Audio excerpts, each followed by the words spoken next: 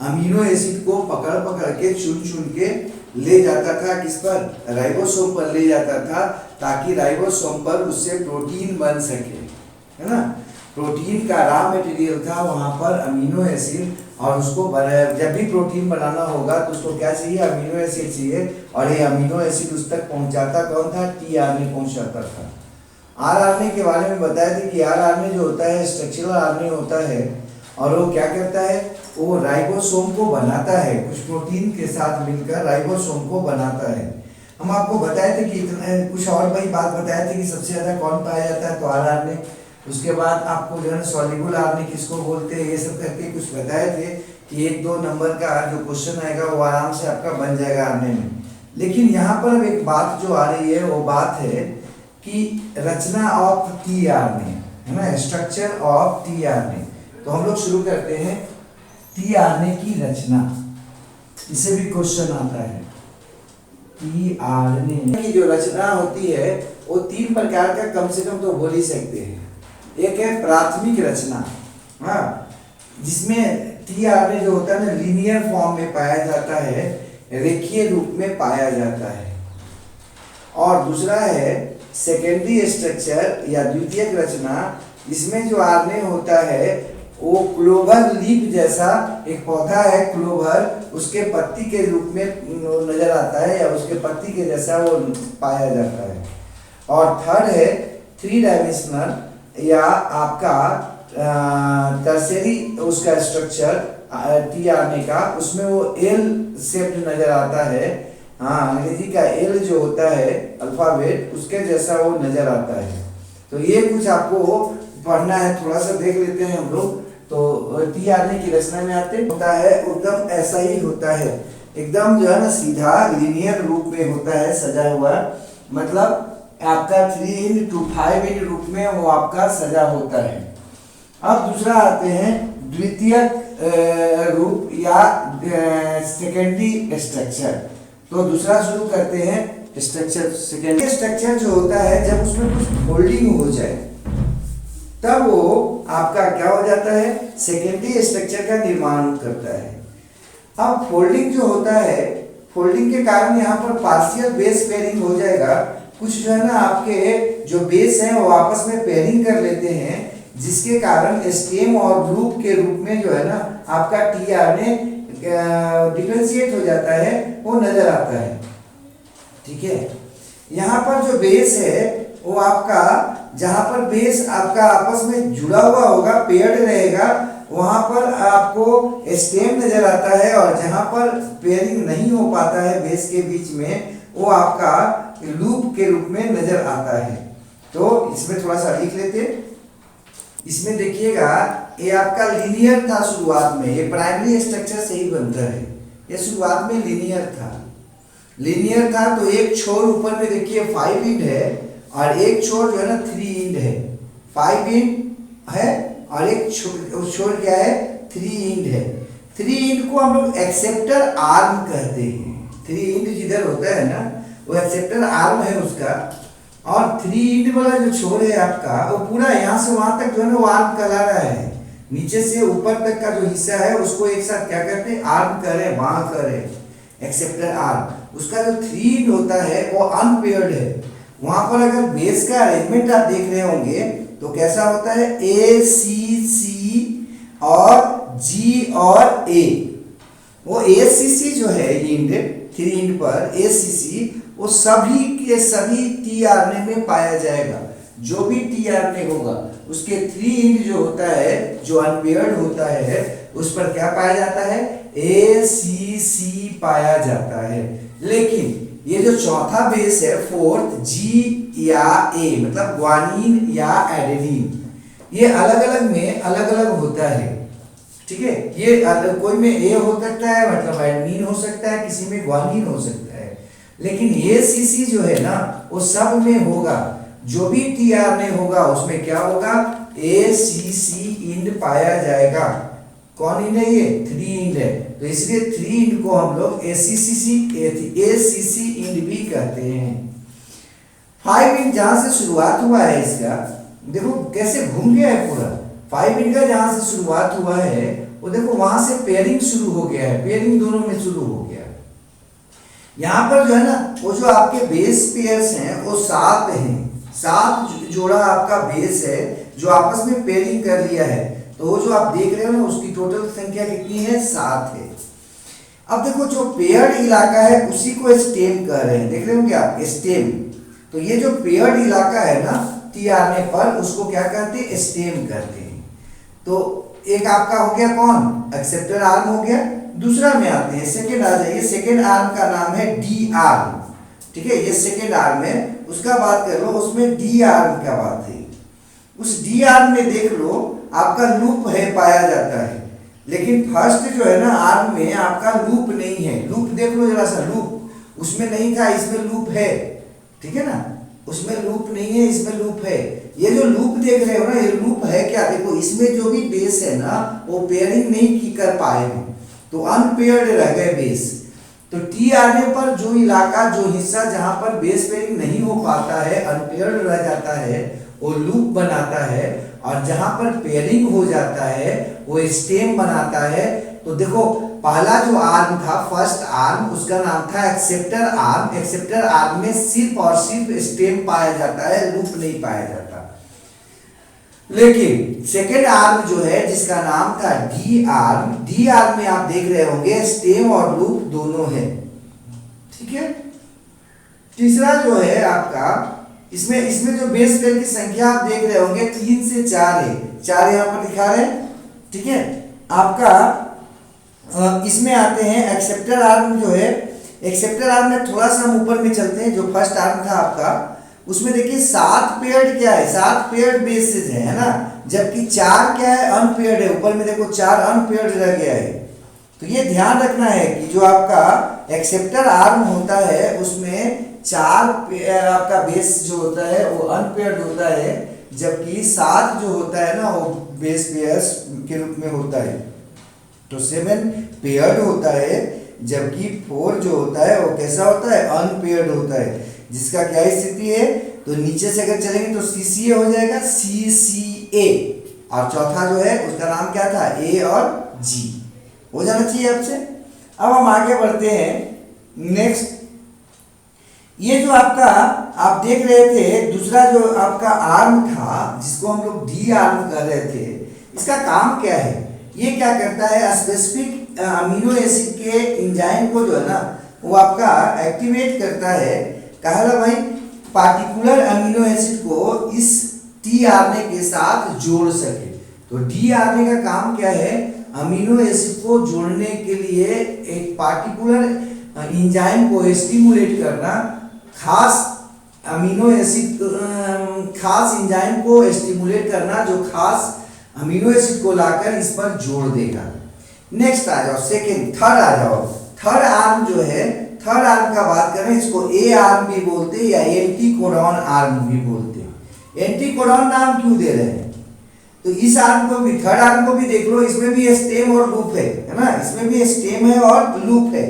5 जोड़ा जो है ना वो आपका बेस है, उसमें देखो 5 जो है ना वो पेयर्ड है। बाकी जो आप देख रहे हो बीच में नीचे लूप में वो 7 क्या है, अनपेयर्ड बेस है। ये जो 7 अनपेयर्ड बेस देख रहे थे उसमें 3 जो बीच में देख रहे हो जिसको हम डॉट से दिखा रहे हैं उसको एंटीकोडॉन बोलते हैं। तो इसमें जो एंटीकोडॉन है ना वो ए आर्म में पाया जाता है, थर्ड आर्म में पाया जाता है, और इसीलिए इसका नाम एंटीकोडॉन आर्म या ए आर्म कहते हैं, ठीक है। ए आर्म जो होता है उसमें भी क्या था आपका, स्टेम भी है और लूप भी है। स्टेम जो होता है 5 पेयर्ड बेस का बना होता है, जबकि लूप जो होता है वो 7 अनपेयर्ड बेस का बना होता है, और उसमें से 3 जो होते हैं मिडिल बेस वो आपका एंटीकोडॉन को बनाते हैं। इसका काम क्या है, तो ये जो है ना ए मारने पर कोडॉन को पहचानता है और उस पर जाकर टी आरएनए को जुड़ने में मदद करता है। ये आपको हो गया ए आर्म का बात। अगला है भी लूप या भी आर्म। हाँ, छोटा वाला है वो, छोटा सा देखिए एकदम निकला हुआ है, भी लूप या भी आर्म एकदम छोटा, वो चौथा है, ठीक है। इसमें क्या देख रहे हैं, केवल लूप है, इसमें आर्म नहीं होता है। तो 2 चीज यहाँ पर आप देख रहे हो, एक जो पहला आर्म था उसमें सिर्फ स्टेम था, लूप नहीं था, और ये जो चौथा देख रहे हो फोर्थ, उसमें केवल लूप है, स्टेम नहीं है। बाकी जितने आर्म है 3 के 3 और जो बचे 5 आर्म है टोटल, इसमें 5 जो है ना बाह है, तो बाकी जो 3 बाह हैं उन सब में आपको स्टेम भी है और लूप भी है। फर्स्ट में केवल लूप नहीं है, केवल स्टेम है, और सेकंड में लूप स्टेम दोनों है, थर्ड में भी लूप और स्टेम दोनों है, फोर्थ में केवल लूप है, और फिफ्थ में भी देखना लूप और स्टेम दोनों है। अब ये जो आपका भी लूप है, इसका कोई खास काम नहीं है, ये इसका आकार जो है ना बड़ा छोटा होता रहता है। सामान्यतः जो है इसके आकार के बड़ा छोटा होते रहने के कारण ही इसका नाम क्या पड़ा है आपका लूप, ये भी वेरिएबल जो है ना आपका लूप नाम पड़ा है इसका। कभी कभी इसमें देखा जाता है कि स्टेम भी पाया जाता है, इसमें चौथा में समानतः इसमें स्टेम रह भी सकता है और नहीं भी रह सकता है। अगर नहीं रहेगा स्टेम तो किस में नहीं रहेगा, केवल लूप किस में रहेगा भाई, फोर्थ में। लेकिन पहला में लूप नहीं होगा, केवल स्टेम होगा, और चौथा में लूप केवल हो सकता है, स्टेम नहीं हो सकता है। हाँ, लेकिन कुछ दोनों स्थिति है, लूप भी होगा और स्टेम भी हो सकता है, लेकिन कभी भी केवल स्टेम नहीं होगा, इसमें लूप तो होगा ही होगा, और केवल लूप भी रह सकता है बिना स्टेम का। अब चौथा का बात कर रहे हैं, पांचवा मतलब पांचवा आर्म का बात कर रहे हैं। पांचवा आर्म का नाम है टी एप्सिलॉन सी आर्म, है ना। इसमें क्या आप देख रहे होंगे, इसमें लूप और स्टेम दोनों है, ठीक है। लूप के चौथा लूप है ना, फोर्थ लूप हो गया, क्या कि पहला जो आपका था आर्म, उसमें तो आपको लूप था ही नहीं, तो यहाँ पर लूप की संख्या कितनी हो गई, 4 हो गई, जबकि आर्म की संख्या कितना है आपका 5। इसमें स्टेम और लूप दोनों होता है। इसमें जो स्टेम होता है 5 पेयर्ड आपका बेसिस पाया जाता है, 5 उसमें पेयर्ड बेसिस है, जबकि जो लूप है उसमें आपका क्या होता है, आप लूप जो है उसमें आप देख लीजिए, लूप आपका बिना अनपेयर्ड जो है ना बेसिस का बना हुआ है। लूप में जो है ना वहां पर देख लीजिए जिनके साथ इसमें भी आपको बनाए होंगे शायद, 7 है, आप देख लीजिएगा इसमें। और ये जो होता है ध्यान रखिएगा कि इसका काम क्या है। हाँ, पांचवा लूप का बात करते, चौथा लूप का बात करते, मतलब पांचवा आर्म का बात करते कि इसका काम क्या है। ये क्या करता है आपका बांधने में टी आरने को, ये जो टी आरने है जिसमें आपका क्या है अमीनो एसिड लेके ये जाएगा, उसको जुड़ने में मदद करता है, किसके साथ, राइबोसोम के साथ। इसका काम ये हो गया। तो ये आपका रचना है इसका टी आरने का, क्लोवर लीफ मॉडल। ये समानता 5 नंबर में आ जाता है क्वेश्चन, तो इसको थोड़ा सा ये फिगर को जो है ना आप स्क्रीनशॉट ले लीजिए और आगे बढ़ते हैं। स्ट्रक्चर जो है ना एआईएल मॉडल में क्या है भाई, ये 3D मॉडल होता है। इसका निर्माण किसके कारण होता है, क्लोवर लीफ मॉडल में सेकेंडरी फोल्डिंग के कारण होता है। यहाँ पर जो आपका टी आरने होता है वो एल आकार का हो जाता है, ठीक है। तो इसका फिगर थोड़ा सा हम देख लेते हैं, बाकी कोई खास यहाँ पर कोई जरूरत नहीं है। मॉडल ऑफ टी आरने का, ये क्या बोल रहे हैं, 3D मॉडल है, ध्यान रखना है। हाँ, इसमें क्या हुआ है आपका सेकेंडरी जो आपका टी आरने था, मतलब इसको क्लोवर लीफ मॉडल कह रहे थे, उसमें फोल्डिंग हो जाता है, और फोल्डिंग होने के कारण ये आपका इस रूप में एल आकृति में नजर आता है। तो यहाँ पर कौन सा कहाँ पर पाया जाता है वो आप देख लेना है। एक्सेप्टर जो है ना वो यहाँ पर पाया जाता है, एक्सेप्टर जो था वो इस छोर पे है, वेरिएबल जो था वो बीच में होता है, यहाँ पर आ जाएगा, और बाकी जो 2 बचा टी और डी वो यहाँ पर हो जाएंगे, ठीक है। तो इस तरह से इसको आप बना लोगे, ये हो जाएगा एल मॉडल। मुझको लगता है कि इतना में आपको काम होगा। लेकिन ये अगर क्वेश्चन में आ जाए, खास अमीनो एसिड के खास टी आरने पर जुड़ने के लिए के लिए कौन आर जिम्मेवार होता है। टी आरने के कौन सा आर्म जो है ना वो जिम्मेवार है कि कौन सा आपका अमीनो एसिड कौन सा टी आरने के साथ जुड़ेगा, इसके लिए कौन जिम्मेवार है। अगर ऐसा क्वेश्चन दे दे तो डी लूप ध्यान रखना है। यहां पर हो जाएगा आंसर, सब लिख दो वही, ए आर, इसका आंसर हो जाएगा डी आर। डी आर जिम्मेवार होता है कि कौन सा अमीनो एसिड किस टीआरएनए पर जुड़ेगा। ऐसे क्वेश्चन आएगा तो आराम से बता देंगे।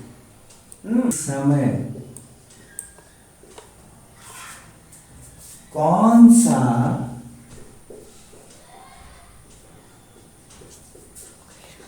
अमीनो एसिड पॉलीपेप्टाइड चेन पर जुड़ेगा, यह किस पर निर्भर करता है।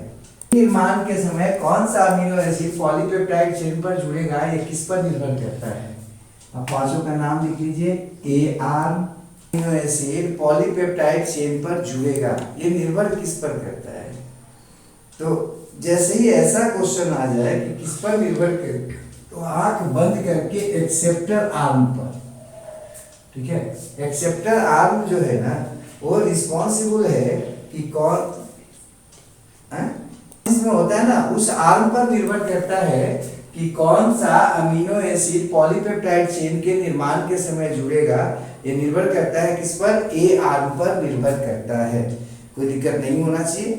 तो ये आपको हम कुछ क्वेश्चन बता रहे थे, ये ऐसे ऐसे क्वेश्चन आ सकता है 1 नंबर में, आप ध्यान दीजिएगा। मॉडल जो है वो क्या है भाई, तो 3D मॉडल जो होता है टीआरएनए का उसको क्या कहते हैं, एल मॉडल कहते हैं। 2D मॉडल को क्लोवर लीफ मॉडल कहते हैं। इसमें ध्यान रखिएगा, ये सब कुछ है जो इसको आप दिमाग में रखिएगा। फिर क्वेश्चन पूछता है कि एमआरएनए की खोज सबसे पहले किसने की थी, या एमआरएनए शब्द किसने दिया था। ठीक है, तो यहाँ पर एक आध को और हम लिख देते हैं कुछ कुछ। एमआरएनए शब्द जैकब एंड मोनड द्वारा दिया गया था, एंड मोनड द्वारा दिया गया था।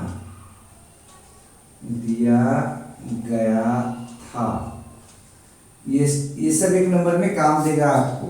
एमआरएनए शब्द कौन दिया था, जैकब और मोनड ने दिया था। इसी तरह से और भी बात है जो आपके दिमाग में आना चाहिए कि सबसे कम जो है ना पाया जाने वाला आरएनए कौन है। सबसे कम पाया जाने वाला आरएनए कौन है भाई, तो कौन हो जाएगा, एमआरएनए।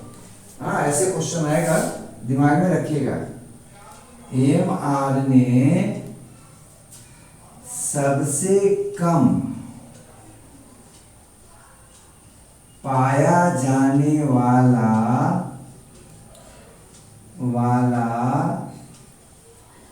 आरएनए कितना होता है, करीब 5% होता है, करीब 5% है।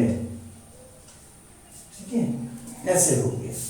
फिर और भी क्वेश्चन ऐसे ही पूछ सकता है कि टीआरएनए जो होता है वो जाकर किससे जुड़ता है, टीआरएनए किस पे जाके जुड़ता है। तो टीआरएनए जो है एमआरएनए पर जुड़ता है जाकर, उसके कोडॉन से इसका एंटीकोडॉन जुड़ जाता है। ये सब कुछ जो है ना दिमाग में आप रखिएगा और आराम से जो है ना हमको लगता है कि बना लीजिएगा। पूछेगा कि कौन सा आपका आरएनए है जिस पर फोल्डिंग एकदम नहीं पाया जाता है, तो एमआरएनए।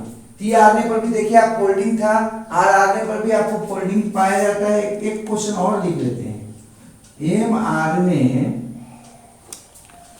में फोल्डिंग नहीं पाया जाता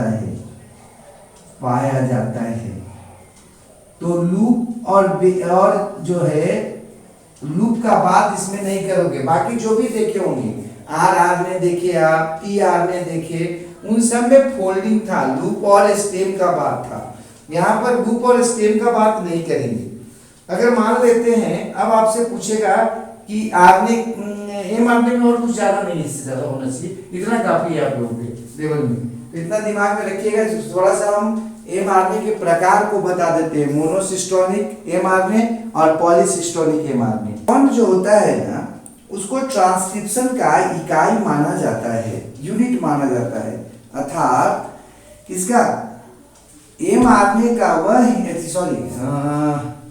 डीएनए का वह हिस्सा जिस पर ट्रांसक्रिप्शन होता है वो क्या कहलाता है? सिस्ट्रॉन कहलाता है।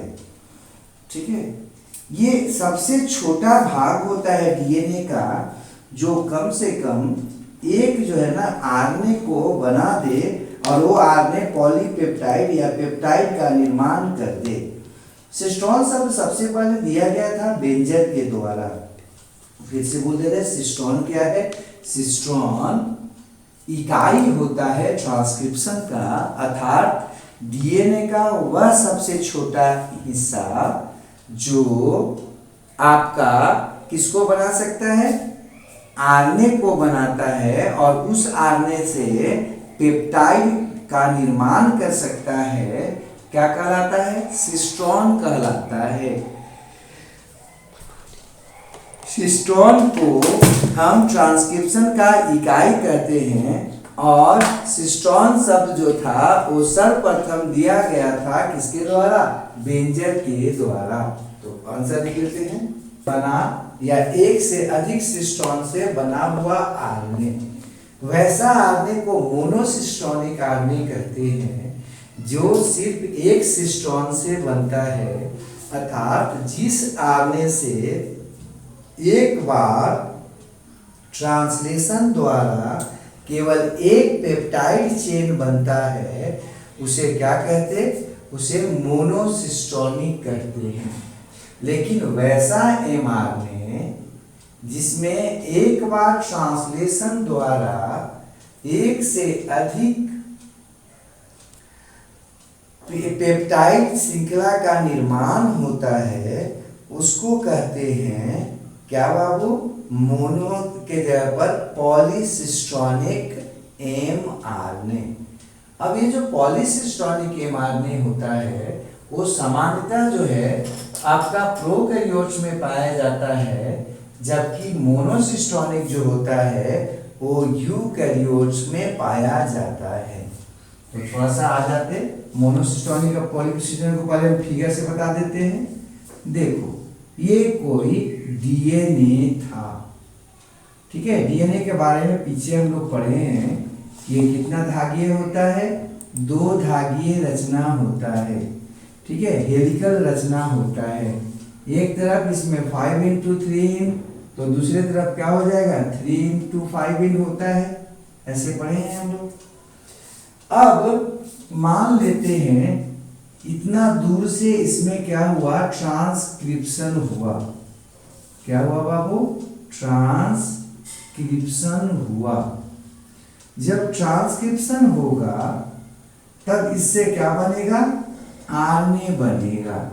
अब ये क्या बना होगा? एमआरएनए मान लेते हैं, जो क्या करेगा? सूचना को लेकर जाएगा, खबर को लेकर जाएगा। तो मान लेते हैं इसका ये स्थिति है 5x3 करके ये बना है। अब इस पर क्या होने वाला है? ट्रांसलेशन होने वाला है। ट्रांसलेशन होने वाला है। ट्रांसलेशन हुआ और इससे सिर्फ एक पेप्टाइड चेन बना। इस पे जो पेप्टाइड बना, पेप्टाइड बोलो या प्रोटीन बोल सकते हो, प्रोटीन श्रृंखला, प्रोटीन श्रृंखला। ये जो प्रोटीन श्रृंखला बना उसकी संख्या कितनी है? 1 है। एमआरएनए कितना था बाबू? 1 था। ट्रांसलेशन कितना बार हुआ? 1 बार। तो किसी एमआरएनए से एक बार ट्रांसलेशन के द्वारा केवल एक पेप्टाइड श्रृंखला बनता है, तो इस आरएनए को बोलते हैं कौन बाबू? Monocistronic, cistronic mRNA। इसका कॉमन एग्जांपल है, आप अगर जाओगे तो आपको होगा इन यूकैरियोट्स। अगला दिन बताए थे कि यूकैरियोट्स उसको कहते हैं जिसके कोशिकाओं में केंद्रक पाया जाता है। अब आ जाओ, अगर ये स्थिति हो जाए, मान लेते हैं ये आपका डीएनए है, ठीक है, ये आपका डीएनए है, एक और ये डीएनए है, 5 इंड होगा, 3 इंड होगा, 3 इंड होगा और 5 इंड होगा, ऐसा है। ये भी आपका डीएनए जो है, इस पे भी क्या हुआ? ट्रांसक्रिप्शन हुआ। कुछ क्षेत्र में मान लेते हैं क्या हुआ बाबू? ट्रांसक्रिप्शन हुआ। और ट्रांसक्रिप्शन आपको बताए थे और पढ़ाएंगे भी आगे। ट्रांसक्रिप्शन का मतलब होता है आरएनए का बनना। यहाँ भी मान लेते हैं एक mRNA बना, mRNA यहाँ भी एक ही बना, मान लेते हैं 5 इंड वाला था और इधर मान लेते हैं 3 इंड है। अब इस पर क्या हुआ?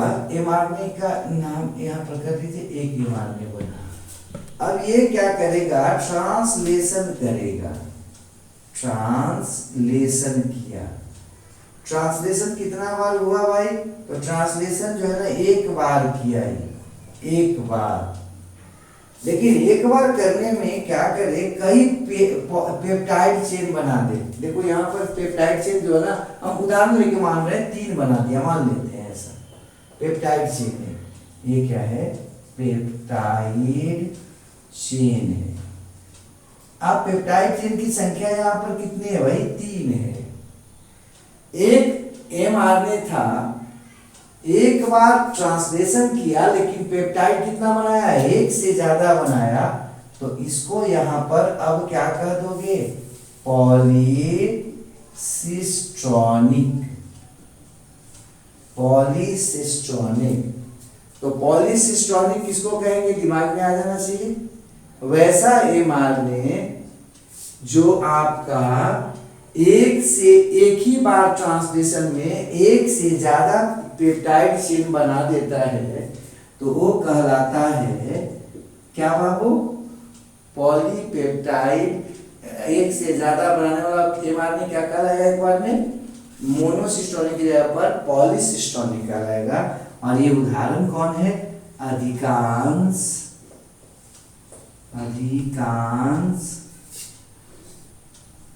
Prokaryotic mRNA। प्रोकैरियोट में जो भी mRNA पाया जाता है, अधिकांश जो होते हैं वो कैसे होते हैं? पॉलीसिस्टोनिक होते हैं। हो जाएगा? तो आराम से आप इसको कर लो, हमको लगता है दिक्कत नहीं होना। सिस्टोन क्या है? सबसे पहले तो ये समझ लेना है। सिस्टोन आपको बता दिए ना कि ये आपका ट्रांसक्रिप्शन का फंक्शनल इकाई होता है, क्रियात्मक इकाई होता है। मतलब डीएनए का वह हिस्सा, सबसे छोटा हिस्सा, जिससे आरएनए और अंततः पेप्टाइड का निर्माण होता है, क्या कहलाता है? सिस्टोन कहलाता है। सिस्टोन के आधार पर डीएनए को जो है वो उसको तो नहीं बांट सकते। आरएनए को जो mRNA होता है उसको 2 भाग में बांटा जा सकता है, मोनोसिस्टोनिक और पॉलीसिस्टोनिक mRNA। मोनोसिस्टोनिक mRNA किसको बोलेंगे? तो वैसा mRNA जो क्या होता है? एक बार ट्रांसलेशन के द्वारा केवल एक ही पेप्टाइड चेन बना सकता है, क्या कहलाता है? मोनोसिस्टोनिक mRNA कहलाता है। लेकिन वैसा mRNA जो एक बार प्रोटीन निर्माण क्रिया या ट्रांसलेशन के द्वारा एक से ज्यादा पेप्टाइड चेन बना सकता है, वो क्या कहलाता है? पॉलीसिस्टोनिक mRNA कहलाता है। ये जो मोनोसिस्टोनिक mRNA है, ये कॉमनली पाया जाता है यूकैरियोट्स में, जबकि प्रोकैरियोट्स में कॉमनली पाया जाता है कौन? पॉलीसिस्टोनिक mRNA। ठीक है, तो निर्माण किससे होता है? एक सिस्टोन से होता है, या एक ट्रांसलेशन द्वारा एक पेप्टाइड चेन का निर्माण करता है। उदाहरण में क्या हो जाएगा? यूकैरियोटिक एमआरएनए का बात हो जाएगा। अगला है पॉलीसिस्टोनिक